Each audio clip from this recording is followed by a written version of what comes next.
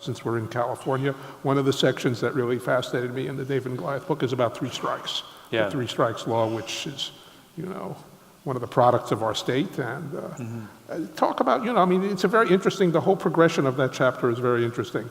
You start with the man who's kind of was the force behind it, and then it gradually unravels. Is this how your thinking worked on it, or I'm just curious how you put that section together in terms of reporting it. Three strikes, history will look back on the three strikes era in California as the darkest era in the state's history. Huh. I have no doubt that is going to be true. What happened in this between 93 and 2 years ago was an abomination, absolutely an abomination. When you had in the state of California an incarceration rate that was 7 times the incarceration rate of Canada or Western Europe, you're dealing with, it's like you have to go in the 20th century to Stalin's Russia to find a place where more people were in jail. Wow. It's unbelievable it was allowed to happen. So I wanted to write about it, and and the thing that interested me about it was that things like that happen from the best of intentions, not the worst of intentions. Yeah. Right? It's not that a bunch of really, really evil people set out to ruin as many lives as possible and squander as many billions of dollars as they could in as short a period of time as they could, which that does happen, by the way, in America. But in this particular instance, I thought it wasn't the case.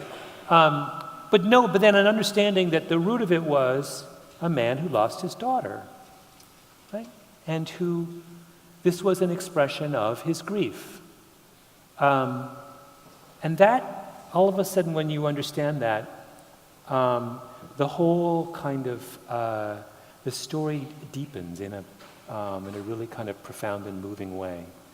So I met with this guy, and it was one of the hardest, Mike Reynolds, whose daughter was murdered in 92, and then he starts the crusade for three strikes, and three strikes wins. And it was, the interview I had with him was one of the most difficult I've ever had. It was incredibly painful that he still carried all of that anger and grief with him. And in the expression of something good, which was he wanted to make sure this never happened to anyone else. Yeah. He committed he did something that was wrong, right? That ended up, and that had no appreciable effect on California's crime rate. In fact, there are many people who believe that California's crime rate would have been lower in the absence of three strikes. And in the meantime, countless families, communities, individuals had their lives destroyed by a set of law, by an unspeakably punitive set of laws. And then I got very interested in, well, did he have an alternative?